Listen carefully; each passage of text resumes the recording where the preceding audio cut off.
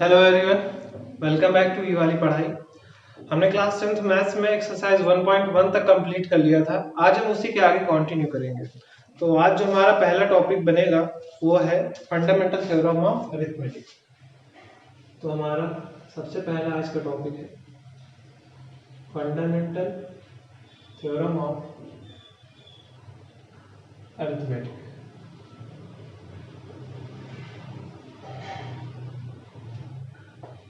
ये है हमारा आज का पहला टॉपिक। तो फंडामेंटल थ्योरम ऑफ अरिथमेटिक के अकॉर्डिंग हर एक कंपोजिट नंबर प्राइम फैक्टर के प्रोडक्ट से मिलके बनता है। Every composite number is made up of product of primes.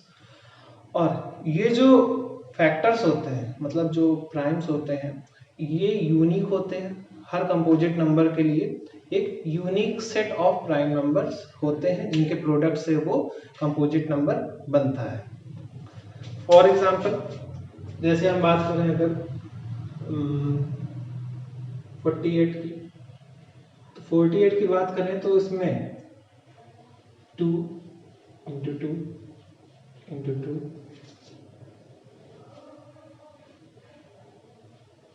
3, तो 2 2 जा 4, 2 जा 8, 2 जा 16, 3 जा 48। तो यहाँ पे 48 के जो प्राइम फैक्टर्स हैं वो कौन कौन से हैं? ये किससे मिलके बना है? इन सारे प्राइम नंबर के प्रोडक्ट से मिलके बना है। और ये सारे क्या है? इसके फैक्टर्स हैं। 2 2 2 2, 4 टाइम्स 2 और 8 टाइम 3। तो ये जो ऑर्डर है, या फिर बोलते हैं ये जो सेट है, ये केवल और केवल 48 के लिए ही होगा। बाकी जितने कंपोजिट नंबर होंगे उन सब का अलग सेट होगा प्राइम नंबर्स के प्रोडक्ट का। इसी को इस तरीके से बोलते हैं, सपोज x अगर कोई कंपोजिट नंबर है और ये कई सारे प्राइम से मिलके बना है, मतलब उनके प्रोडक्ट से मिलके बना है, तो इसे हम इस तरीके लिख सकते हैं। सपोज उसके जो प्राइम फैक्टर्स हैं वो P1, P2, P3, P4 dash dash up to Pn। Suppose करते हैं उसमें जो प्राइम नंबर्स हैं वो n प्राइम नंबर्स हैं और उनके प्रोडक्ट से ये x एक कंपोजिट नंबर बना है। तो ये जो सेट होगा ये केवल और केवल x के लिए ही होगा, किसी दूसरे कंपोजिट नंबर के लिए ये सेट नहीं होगा। और जनरली हम कोशिश करते हैं कि इन्हें हम लोग असेंडिंग ऑर्डर में अरेंज करें, जिससे इसकी यूनिकनेस और ज़्यादा बढ़ जाती है। असेंडिंग ऑर्डर कहने का मतलब जो P2 होगा वो बड़ा होगा P1 से। कभी कभी ये इक्वल भी हो सकता है P1 के। कैसे? जैसे यहाँ पे हमने देखा था 2, फिर 2 आया, फिर 2 आया। तो कई बार अगर कोई prime number same prime number repeat करता है तो जो P1 P2 होंगे वो दोनों एक दूसरे के इक्वल होंगे। जैसे यहाँ पे, तो यहाँ पे ये दोनों इक्वल है, मतलब ये नीचे बार लगा है इसके लिए। और हो सकता है कि आगे आने वाला वो बड़ा भी हो प्राइम नंबर। तो ये हो गई हमारी फंडामेंटल थ्योरम ऑफ अरिथमेटिक। अब जान लेते हैं, फिर से रिवाइज कर लेते हैं कि प्राइम नंबर और कंपोजिट नंबर क्या होते हैं। तो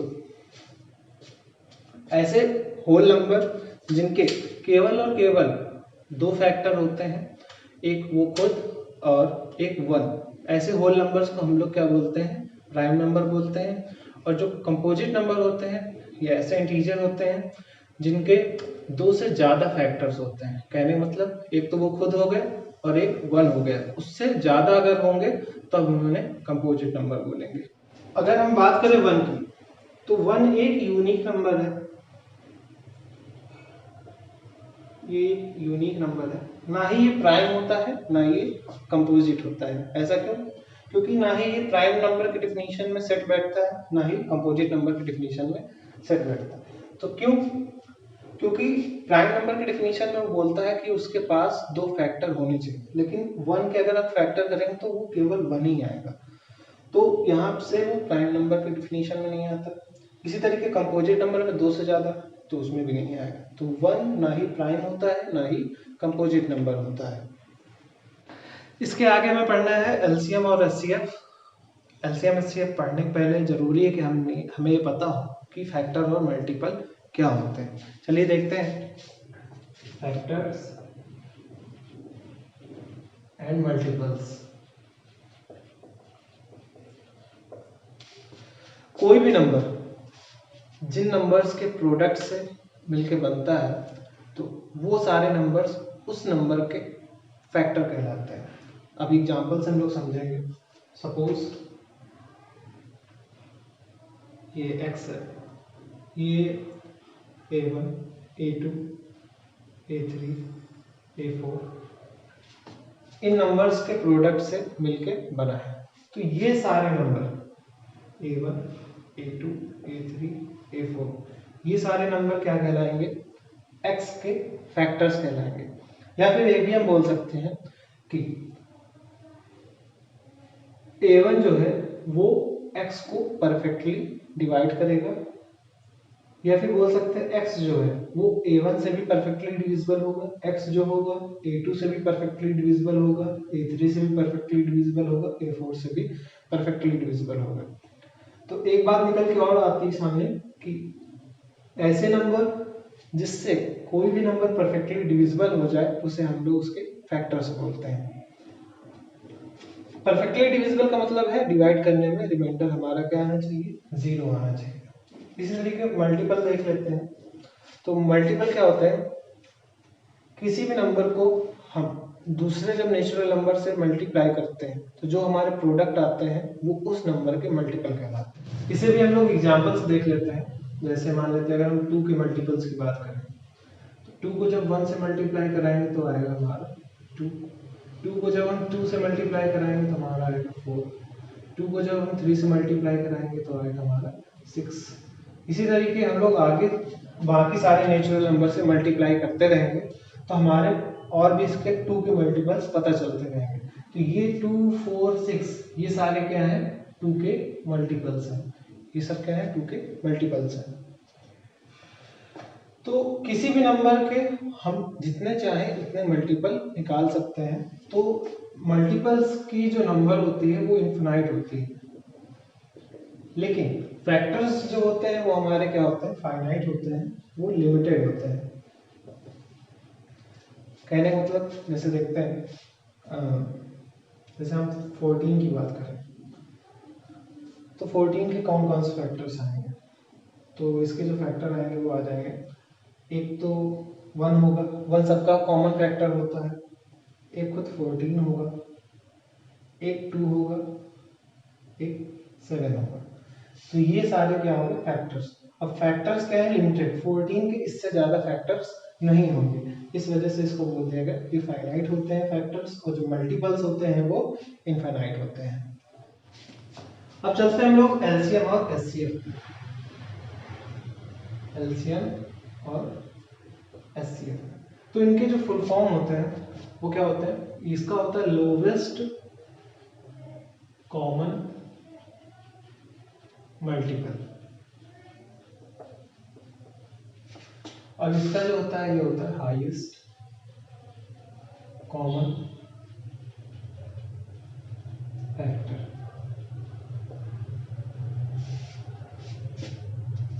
या तो इसे लीस्ट कॉमन मल्टीपल भी बोल सकते हैं। तो सबसे छोटा कॉमन मल्टीपल कहने का मतलब अगर हम दो नंबर के एलसीएम की बात करें तो उन दोनों नंबर का अगर हम जब टेबल पढ़ेंगे तो सबसे पहले या सबसे छोटा जो दोनों में कॉमन नंबर मिलेगा उनके टेबल पढ़ने पर, तो उसे हम लोग क्या बोलेंगे?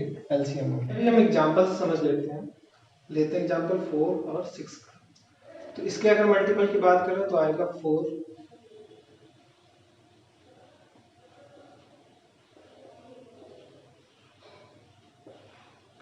इसी तरीके इसके लिख लेते हैं।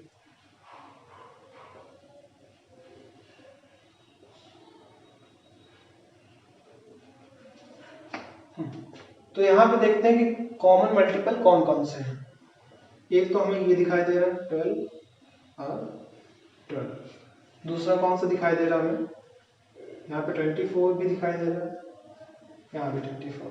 ऐसे ही आगे भी कई सारे कॉमन मल्टीपल मिलेंगे, लेकिन हम अगर बात करें लोवेस्ट कॉमन मल्टीपल की तो सबसे छोटा कॉमन मल्टीपल इन दोनों में कौन सा है? 12। तो इन दोनों का 4 और 6 का जो एलसीएम आएगा वो हमारा क्या आ जाएगा, 12 आ जाएगा। इसी तरीके बात करते हैं एचसीएफ में। तो एचसीएफ का मतलब है हाईएस्ट कॉमन फैक्टर। इसे एग्जांपल से समझते हैं। सपोज हमने ले लिया नंबर 18 और हमने ले लिया 12। तो 18 के जब हम फैक्टर्स निकालेंगे तो क्या क्या आएगा हमारा, प्राइम फैक्टर्स की बात करते हैं तो ये आ गए हमारे प्राइम फैक्टर्स। अगर हम इसकी बात करें तो इसके आएंगे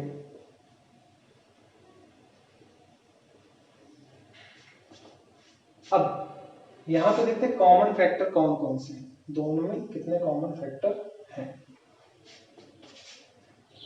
एक तो ये हो गया 2 और एक हो गया 3, इसमें भी एक 2 एक 2 एक 3 है।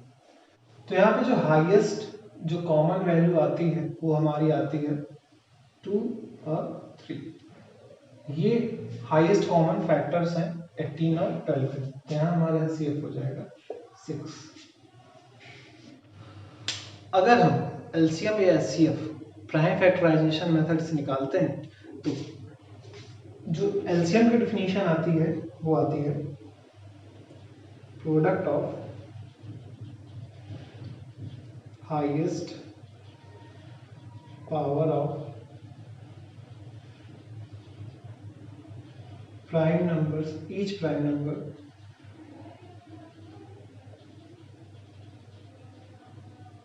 involved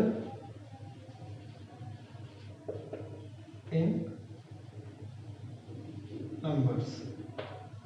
इसी तरीके जो हमारे एचसीएफ की डेफिनेशन आती है वो आती है product of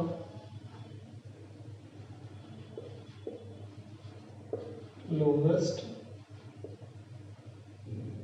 power of common prime factors, common prime factors involved in number।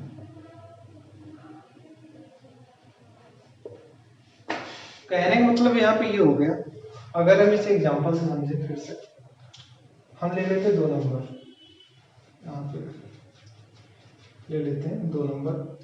Suppose हम लेते हैं एक 5 और ले लेते हैं 20।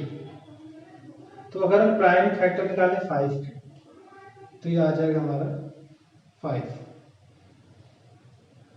और अगर हम बात करें 20 की तो इसके जो आएंगे वो आ जाएंगे 2 × 5 × 5, या फिर हम इसी को बोल सकते हैं 2 × 5 की पावर 2। अब एलसीएम की बात करते हैं तो ये होता है product of highest power of each prime number involve in numbers. तो यहाँ कितने नंबर देख रहे हैं, एक तो ये वाला देख रहे हैं और एक इधर ये देख रहे हैं। तो इनमें से हर एक प्राइम नंबर की हाईएस्ट पावर हमें लेनी है। तो जैसे 5 हो गया तो इसकी हाईएस्ट पावर क्या आ गई है, 2 गई है। और दूसरा नंबर जो हमारा 2 है उसकी हाईएस्ट पावर 1 गई है। तो इनका जो एलसीएम आएगा 5 का स्क्वायर 25, 25 टू द 50, ये हमारा क्या हो जाएगा, एलसीएम हो जाएगा। इसी तरीके अगर हम इन्हीं नंबर्स की बात करें एचसीएफ की, तो product of lowest power of common prime factors. तो यहाँ जो लोवेस्ट कॉमन कौन कौन से फैक्टर हैं, केवल एक ही है 5 है, और उसकी जो लोवेस्ट पावर है वो यहाँ पे क्या है 1 है, तो 1। तो ये आ जाएगा हमारा 5, हमारा एचसीएफ हो जाता है। इन्हीं रिलेशन की वजह से इसी डिफिनेशंस की वजह से हमारे जो एलसीएम और एचसीएफ के बीच में एक रिलेशन बनता है। क्या बनता है कि अगर हम 2 नंबर लेते हैं, सपोज जैसे ए और बी, जैसे यहाँ हमने 5 और 20 लिया था, तो इनका जो प्रोडक्ट होगा ए और बी का, वो किसके बराबर होगा, इनके एलसीएम के और इनके एचसीएफ के प्रोडक्ट के बराबर। कहने मतलब जो ए और बी का एलसीएम आएगा और ए और बी का जो एचसीएफ आएगा, अगर हम दोनों को मल्टीप्लाई करा दे तो हमारे ए और बी का प्रोडक्ट आ जाएगा। क्यों? क्योंकि यहाँ पे हमारी हाईएस्ट पावर थी प्राइम नंबर्स की, यहाँ पे लोएस्ट पावर थी। दोनों को जब हम मल्टीप्लाई कराएंगे तो हमारा एग्जैक्ट आंसर आ जाएगा जो नंबर्स हमने लिए थे उनके प्रोडक्ट के बराबर। इस रिलेशन को हम लोग एक्सरसाइज में भी यूज करेंगे। अब हम स्टार्ट करते हैं एक्सरसाइज 1.2। अब इसमें जो पहला क्वेश्चन है उसमें हमें कई सारे नंबर्स दिए गए हैं, जैसे 140, 156, 3825, 5005, 7429। इन सारे नंबर्स के हमें क्या करने हैं, प्राइम फैक्टर्स निकालने हैं। चलिए स्टार्ट करते हैं। तो हम इनमें से कोई दो क्वेश्चन सॉल्व कर लेते हैं, जैसे ये थोड़ा सा ठीक लग रहा है। और ये हम ले लेते हैं थर्ड क्वेश्चन, जो कि हमारा 3825। अब हमें ये चेक करना पड़ेगा कि ये किस किस नंबर से डिविजिबल होगा, किस किस प्राइम नंबर से डिविजिबल होगा। तो इसका हम सम करके देखते हैं। 5 2 7, 7 8, 15, 15 3, 18। तो ये 3 के टेबल से डिविजिबल होगा। सबसे पहले देखते हैं। 3 1 से 3, 3 2 से 6, 2 बचा 22, 3 7 से 21, 3 5 से 15। फिर क्या अभी भी जाएगा?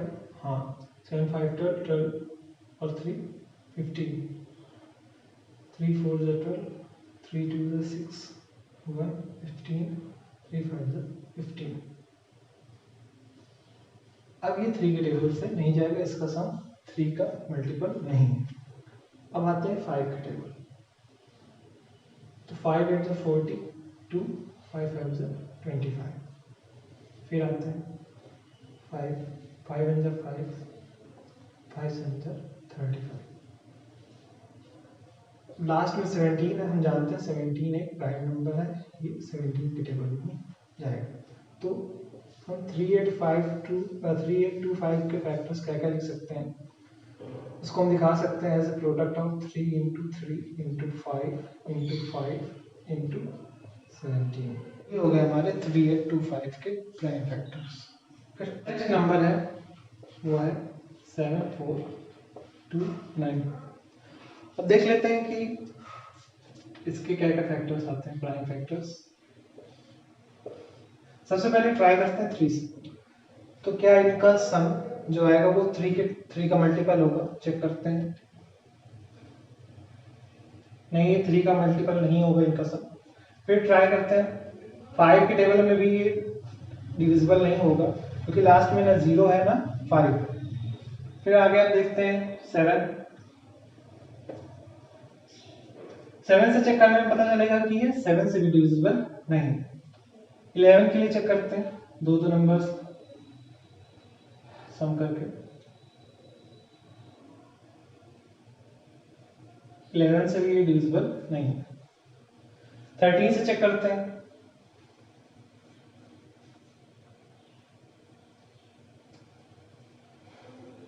13 से भी ये डिविजिबल नहीं। फिर हम आते हैं अगले प्राइम नंबर में, जो कि है 17।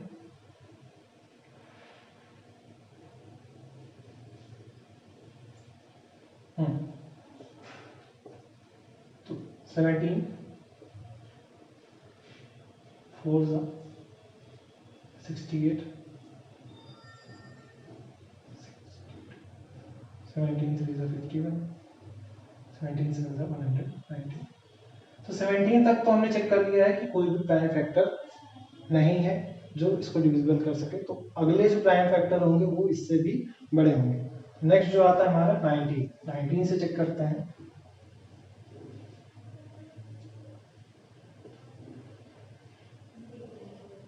19 2 जा 38, 19 3 जा 57 और लास्ट बचा 23। तो हम जानते हैं 23 भी एक प्राइम नंबर ही है। तो जो 7429 के हमारे फैक्टर्स आगे वो आए 17 19 23। तो हम इन्हें दिखा सकते हैं as a product of 17 19 and 23। तो factors of 7429 are 17 19 and 23। Factors of 3825 are 3 3